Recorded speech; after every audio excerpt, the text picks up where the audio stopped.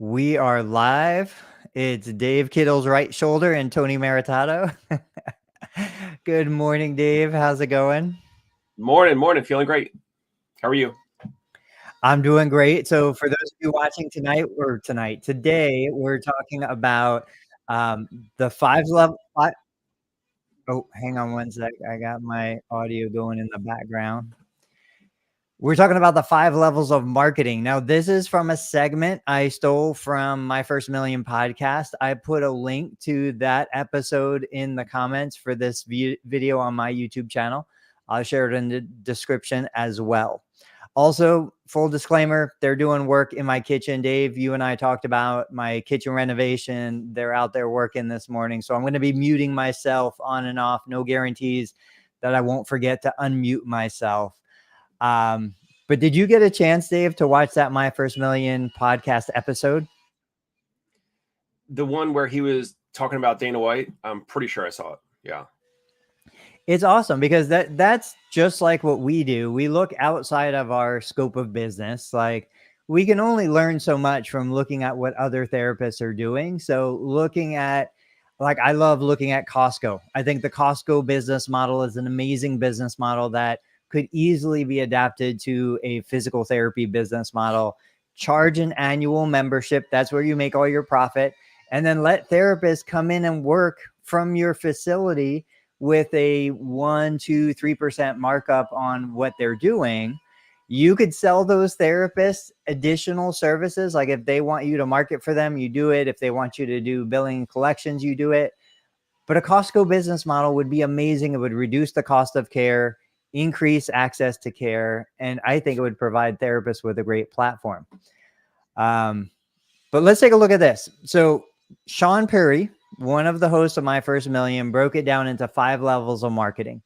And I want to get a little bit of your feedback on each one of these levels. So the first level, like the most basic, and he basically said, this is what failing companies do. This is what companies that are going to go out of business and not succeed do.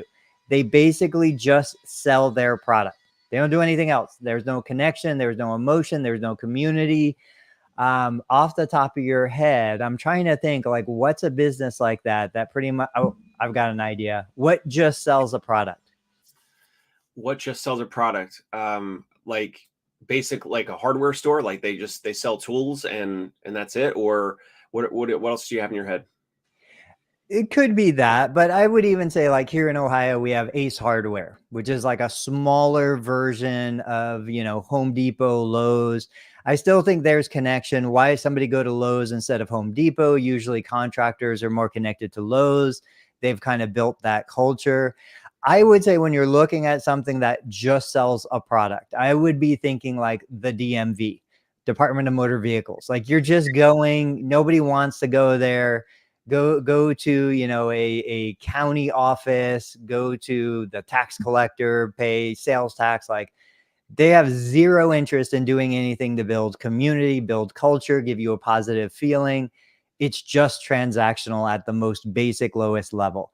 And it's true. Like if they weren't government sponsored, post office, then you probably wouldn't enjoy the experience and wouldn't do it. The second, were you going to say something? No, go ahead. Okay. The second level he talks about, and we see this all over PT marketing, is sell a solution, right? Sell a solution to a problem. Now, I know you're in that world. You sell solutions. My solution is very different than yours. But I would love to hear in your words, Dave Kittle Magic, what is the solution that Concierge Pain Relief sells to the consumer? So we sell pain relief, balance, and getting back to normal. The challenge with it is I tried to create something that's short and quick, but also covers the ortho and the neuro populations. So if I was just doing neuro and I would say something like maybe balance or longevity or something like that. And then if it was just orthopedics, it would be, pain relief or something like that. How about you? So for me, my solution, while it is a relief to pain, it is a very different kind of pain. I typically sell the solution of my doctor sent me to physical therapy. I don't want to go to physical therapy. I am selling that patient the solution of making their doctor happy, placating their doctor by them going to physical therapy. And you know, I said, Kim, I can't think of her last name. I want to say Nardiker said yesterday, why is physical therapy usually the last option for pain relief? And I said, I don't really like positioning physical therapy for pain relief. I don't want to be a pain relief provider. I don't want that to be the solution I sell. I love selling physical therapy for performance, for longevity, for health, for wellness. I hate selling physical therapy, the commodity, for pain relief. So for me, it's like, you know, it's a different kind of pain. My spouse won't stop bugging me. So you go to physical therapy to make your wife stop bugging you. That's the solution that I sell. Let you feel like you're doing something, let you feel like you're coming in and taking action. But in reality, most of my patients, at least, they're not in it for the change that they would need to make. They're not going to change their lifestyle. They're not going to change their occupation. They're not going to change their sleep and their nutrition and stress management. That's what you do. But the patients that coming to see me, that's not what they're looking for. And certainly that's not what their insurance is paying me to do. So it's a very different solution that we're selling.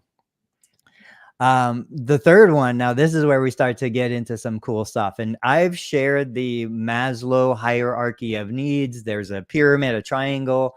I've always said, like, if you're down at the bottom levels, you're not ever going to make any money. If you're selling human necessities for sustenance and survival, there's just no money in that.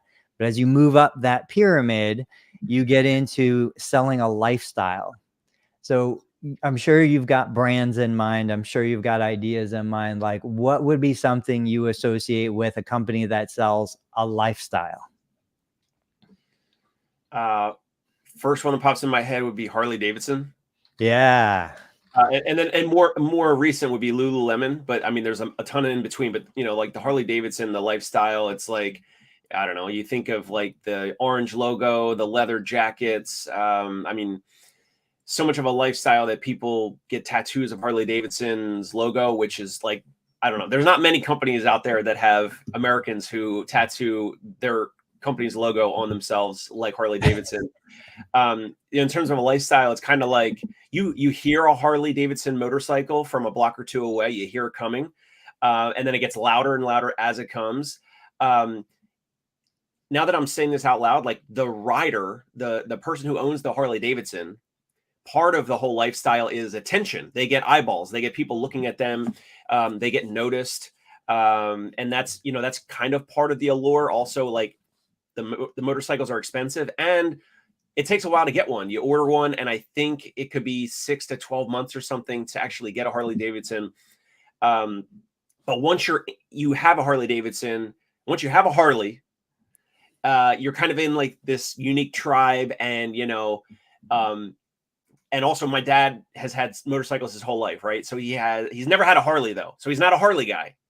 And every person who owns a motorcycle, they will, while riding, they're driving by another motorcycle owner, and they kind of do like a little wave or a head nod or whatever. Harley riders do not do that to other motorcyclists unless they own a Harley. So Right. in terms of a lifestyle, it probably almost changes someone's ego. And I'm not sure if I'm making the complete connection to a lifestyle, but it's almost like you're going into like some tribe and community, and you're living that unique lifestyle. It's like such a niche. It's like not people who drive any vehicle, it's a motorcycle, but not any motorcycle, it's a Harley. So what else, either Harley or any other brand or company that pops in your head in terms of selling a lifestyle? Before I answer, did I ever tell you I have a Harley? No way. No, you did not. No, you've never said it. And you do not fit the Harley community. Unbelievable. Wow. So a little context and a little backstory. Man, I think I can't even remember. I was living in Florida, so it must have been like late 1990s, probably. I'm gonna say 95. Yeah, because it's a 93 Harley Sportster. It's an 883. I bought it from somebody that I knew. I rode it for about a year. My longest trip, a girlfriend and I went with two other couples from Sarasota to Key West, Florida. We spent the weekend in Key West, rode it back. It was amazing. I would never trade it for the world, but I rode it and I was like, all right, I'm done. I don't know anybody who hasn't wrecked on a Harley. I am done. I never got into an accident. So now, but literally it's still sitting in my physical therapy clinic to this day. 20 years later, it's just sitting there. I've never sold it. I've never done anything with it. When I went to It's sitting college, inside the clinic. Where's it sitting? it's literally in the clinic in an exam room that doesn't have a door on it. So when patients come in, they're like, there's a motorcycle in your clinic. It's the craziest thing. I will get a picture and I'll share it on social media. You will die laughing. Wow. Okay, But so yeah, real quick, I'm not surprised that you only wrote it for a year or so. Like, because I thought I knew you, maybe I don't know you, and so now you confirm that maybe I do know you because you don't fit the mold of a Harley rider. Anyway, go ahead. Sorry. but it's mostly doctors, it's lawyers. Like when we would go every Sunday, we'd go out to a place that was like an outdoor music festival. They were all like 50, 60, $80,000 Harleys. These were wealthy professionals who were just looking to find a little bit of excitement and a little bit of an edge. So back to selling a lifestyle. I mean, CrossFit sold a lifestyle. They were very different. They were intentionally different. There are so many businesses. And I think within the world of physical therapy, this is where we can start to have those conversations. I really think the clinic of 1985 needs to die. And I'm not saying that because, they're seeing more than one patient at a time or they're doing ultrasound and e-stim. I don't care about any of that stuff. I think ultrasound and e-stim needs to make a comeback with an edge, and I think it would do tremendous. But what I'm saying is clinics need to lose the old clinical vibe and they need to build a culture and a community. Curves, fitness for women, it became massively popular. They made hundreds of millions of dollars. They oversold the franchise. It was so popular, but they sold a lifestyle to a specific group of people. Now that's actually dipping a toe into level 5. We'll talk about that in a minute. But I do think physical therapists need to embrace that identity, embrace that lifestyle that they sell.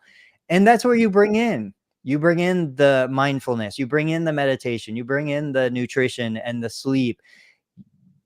How do you know somebody does CrossFit? That's the first thing they tell you. Yeah.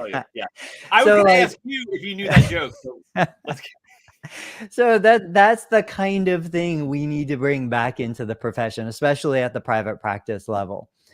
So level 4, selling a feeling. And this is another one. Now you're not in this stage yet, but you're going to get there. You just had a baby. You're a young dad. It's an amazing time of life. When I think of selling a feeling, and when I teach a marketing course, like to my private groups and stuff, that I use myself as the example. Right now it's April, almost May in Ohio. I am pasty white. I look in the mirror, and if I cut off my head and I didn't know it was me, I look like a pasty white, frail, broken old man. Like that's the way I see myself in the mirror. That is not a feeling that I want to perpetuate. So when I think of like when I used to go to the CrossFit gym, when I lift or work out on my own, when I'm running, when I'm doing any kind of self-improvement thing, I am trying to change the person I see in the mirror to the person I see in my head. And so I want all of those things, and that feeling of being resilient, that feeling of being strong, that feeling of seeing you go and play baseball. Like there's got to be such a good feeling associated with that, knowing that you can hit a home run, knowing that you can run the bases, knowing that you can do all that stuff.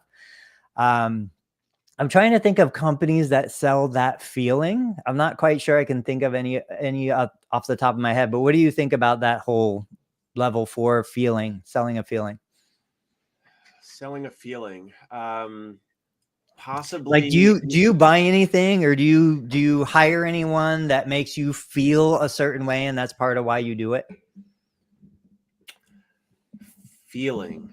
Well, initially, as you were talking, I was thinking like any of these commercials or these Facebook ads for like any of these like med spa like retreat type things Yeah. where um it's selling like I don't know, multiple things I guess, but like the feeling of of like change or relaxation or unplugging or like your like health and wellness type, retreat type. And we've had patients and clients that will go to, I don't know, like Mexico, or they'll go other places, other states or other country. I think Arizona has a bunch of, Florida probably has a bunch. These retreats or these med spas where you go and you stay for 7 to 10 days or something. And it's kind of like a vacation, but it's not like a vacation where you go and tour the city or the, that country or whatever. You go and you're like at that resort, and it's like, massages and a whole bunch of like probably lotions and potions and that type of stuff. But they're not selling like, hey, you're going to get a massage and then you're going to Right. get like, wined and dined, and you're going to be in this dry sauna and this hot sauna and whatever. And but they're selling like that, I don't know, like that rejuvenation, like that whole world, like that whole experience, is one thing. In terms of like what I buy, I mean, I'm not saying I spend an unlimited amount, but in terms of like baseball cleats, yeah, I'm still playing in a weekend men's league. Whether it's baseball cleats, I don't spend top dollar for the cleats or the like my wooden maple bats or things like that. But I would say I spend more time preparing. I'm the most prepared, obviously, as a physical therapist. I'm the most prepared physically for when we start playing. And when we play with guys that are 25 years old, 30, 40, and even some 50-year-old guys.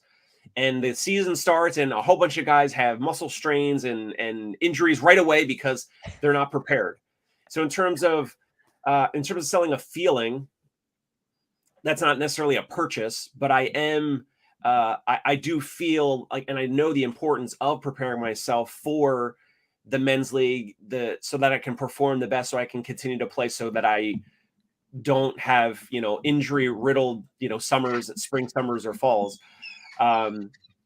So, but yeah, in terms of product or things that I buy, selling a feeling, I'm not sure if I would say that I am buying like a $200 wooden bat because of a feeling. However, consumers justify that all the time. If they're gonna, and you, Tony, with your boys, like there's cheap like Easton metal and wooden bats, and then there's like Marucci, which is like one of the most expensive wooden bats that are probably around $150 to $200. And with a wooden bat, it can crack at any time. It could crack, the first time you use it in a live game. So yeah, how about this? Selling a feeling, the parent like you that's buying that equipment for the kids. Because I remember I was lucky enough when I was younger that my parents bought me a I can't remember. Oh my gosh. One of the popular metal bats at the time. And I think it was like $200 then. And that was like in like late 90s. And $200 for a bat then is still insane now. So, but my parents were not buying. I mean, they're buying the bat because they want me to perform and play well, but they want to see me succeed, right? So maybe that's a feeling. I think it's all of it. So I think you specifically saying you do all this warm up and you do have your pre-routine, and you see other people getting hurt that are maybe younger than you and other stuff. The routine makes you feel smart. You feel smart because you're doing that, and you feel good that you believe that you're preventing those injuries from happening to you. That makes you feel good. That is the feeling. So somebody selling that feeling would want to capture the language that lets people understand that we recognize this is really what we're trying to sell. If I go buy food, I buy something with an organic label and I pay 20, 30, 40% more. I don't know. Does it make a difference? Is it really that much better? I have no idea, but it makes me feel like a good parent buying organic food for my kids. It makes me feel like a successful adult knowing that I have the money to afford to buy the organic food. You know, buying new cleats, it makes you feel like you run faster, whether you actually do or you could run in the old cleats. We have Play It Again sports here. And feeling works both ways. So like you mentioned, we have kids on the team that will buy a $300-400 bat for a little league game that they get to bat once or twice because we have too many kids on the team. I conversely feel good, feel smart, feel, you know, like I have an advantage because I take my kids to Play It Again sports and I let them buy a $20 bat or a $30 bat that somebody else used for, 3 games and they don't have any use for it and they sold it and now they're reselling it. So I feel smart. I feel good running in old shoes because it makes me feel like, well, I don't need $300 running shoes because I can run in these old beat up, 5-year-old Asics.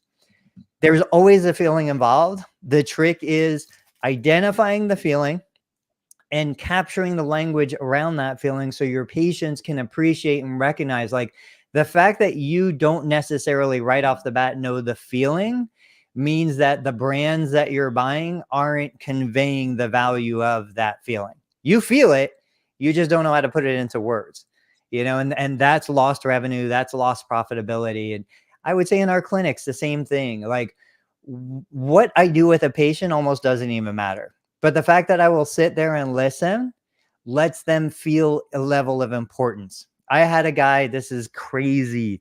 I usually never freak out. I am the most laid back therapist. You could do just about anything and be like, okay, that's fine. This dude walks in 2 weeks post-op, rotator cuff repair with biceps tenodesis. Like, every local surgeon just goes crazy about absolutely no active elbow flexion for 4 weeks, absolutely sling for, 4 to 6 weeks, 24 hours except bathing. This guy walks in talking about Harleys. He's a Harley repairman and mechanic. No sling, no sign of surgery. He gives me the referral. He was like, yeah, I just had surgery 2 weeks ago. Look, I'm doing amazing. And he's like moving his arm and doing all this stuff. And I'm like, wait, you had surgery? Like, I was genuinely shocked. And he was so proud because he said that he had rehabbed, air quotes, rehabbed his shoulder in 2 weeks last time and went back to repairing Harleys. But this time it's 2 weeks and he doesn't feel like he could go back yet. And I'm like, you can't do this stuff. And so we went through this whole education. It was like, you've told me more in 3 minutes than my surgeon said throughout the whole, pre-op, post-op, everything. He felt good that I took the time to explain that stuff to him, and I think that's so much of what we sell in PT, whether it's insurance or cash. We sell that feeling of importance. We give patients attention, pay attention. That's the unique value, and that's what's going to put your practice ahead of somebody else's, even if you charge more. So finally, go ahead. Real quick. So sorry. Level 4, there's 2 groups that do this the best. I can't believe I didn't mention this ahead of time. There's 2 groups that run a ton of TV advertisements, Tony. 2 groups that sell stuff.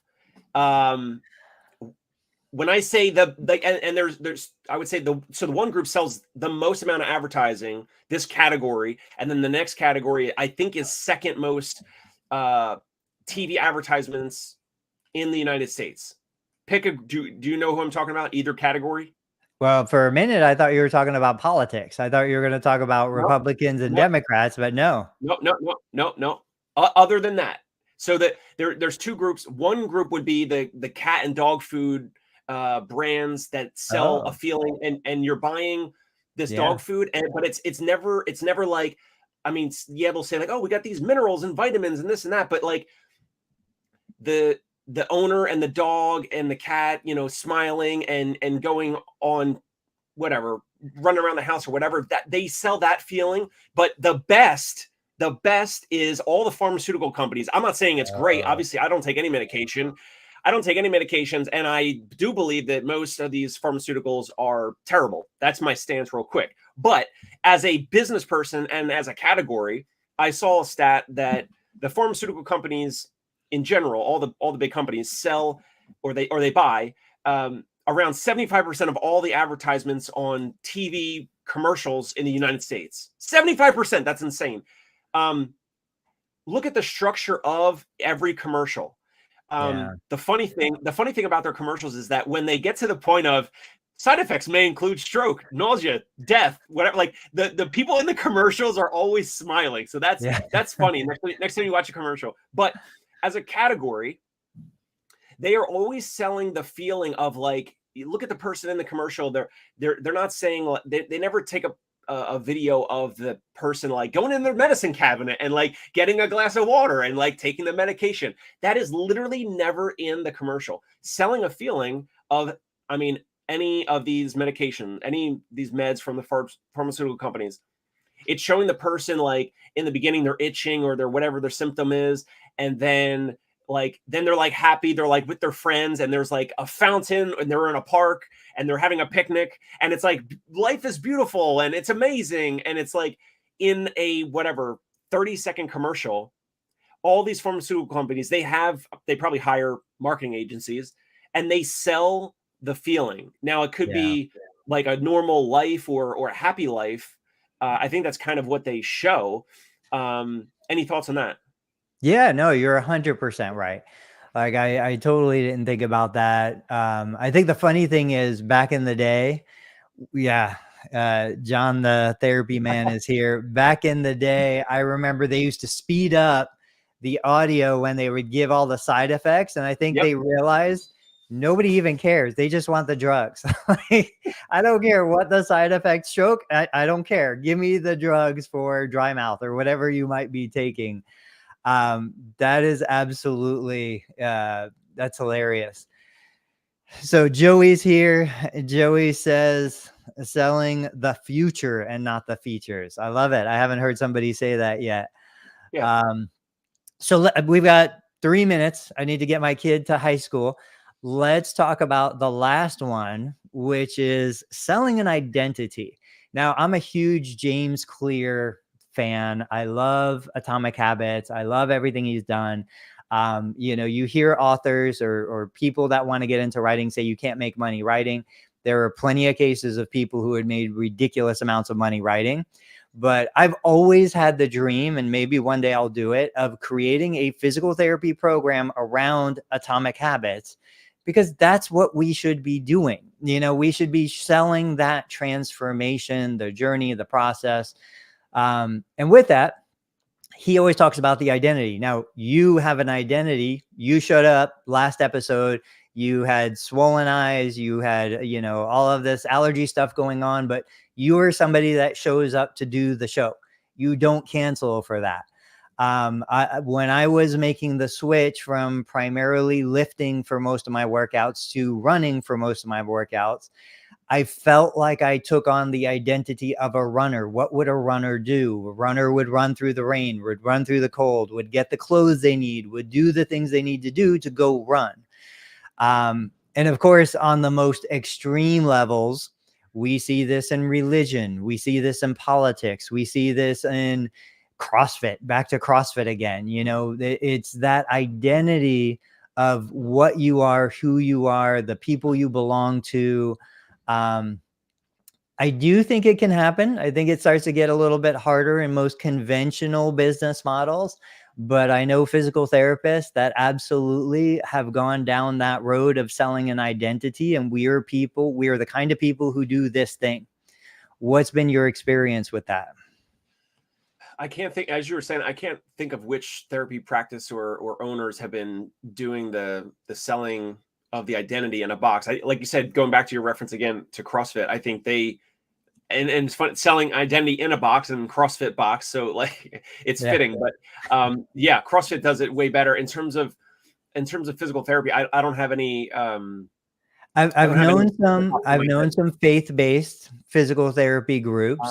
I've known some individuals outside of physical therapy, but still in fitness, where they've gone down that road. I don't know if it's in somebody's gonna maul me, Seventh-day Adventist or some sort of religious group that has a like fitness, personal health component to it. But seriously, like what other kind of business? We see cults, we see was it Jamestown where they drank the Kool-Aid?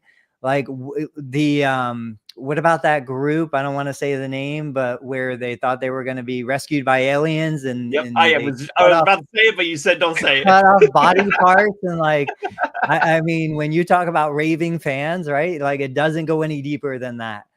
So, so that real quick, these types of folks typically are like, I think they've had some previous trauma and issues. They're kind of meandering through life. They don't have an identity. And that's how these folks end up in these groups that you're just talking about, whether it's the borderline, not even a religion, or it is a religion or a group or whatever you want to call it, some following, some tribe or a cult, or there's, a lot of blurred lines there. Those folks, I think, don't have some purpose or mission or identity. And then they find that type of a group.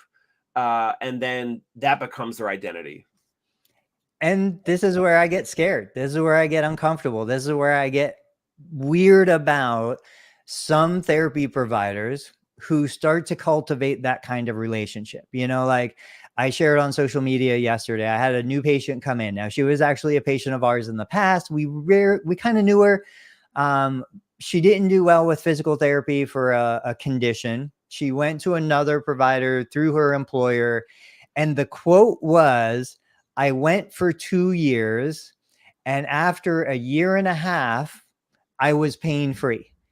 And I'm like, so now she's absolutely fanatic about this particular branded kind of intervention. She could have done anything for a year and a half and probably would have been pain-free, and so, but she is so sold on this. And I think this is what you see when you go down certain paths of meditation and yoga and Pilates and other things. The more we see like Barnes, what's his name? John Barnes. Yeah. And yes. His following is like a cult. Yes. And you have to go to Arizona. Actually, I went to Sedona years ago, and we drove by his place. Like it's like therapy on the rocks or on the edge or something like that, right? Yeah. His following and his course or whatever, that's a little scary out there, Tony. Apparently, like, therapeutically, it looks, I'm sure it's great, but he does have some almost like, I don't know, like Jesus type of following in the therapy world. It's kind of wild. Yeah. And so anyway, like you said, I think the mechanics of what they're doing is probably helpful and good, beneficial. But once you start crossing into this fanaticism, evangelizing, like it's just too far, and so John Barnes got it going.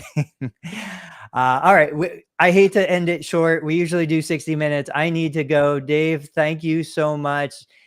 Think of a parting shot. I'm going to say for my parting shot, the better you understand these 5 levels, the better you can control the communication and the narrative about what you do, the better you can position yourself for success. I mean, it really is that simple. But if you don't understand the levels, the language, you really can't direct your future. Parting shot, the reminder of selling a feeling, which was level 4. If you can, ethically and appropriately touch the emotions of your patients and clients, or the family members of your patients and clients, whoever is the decision maker who is either, deciding for the patients to go to Tony's office or to have us come and do mobile concierge visits in New York City, we should all strive to help them see the path to conservative, natural treatment, movement, all that type of stuff. Selling that feeling, those emotional triggers. That would be my parting shot for today. Yeah. If you don't use these powers for good, somebody else is going to use them for evil. It's that simple. All right, guys. Thanks so much, Dave. Thank you. Thank you.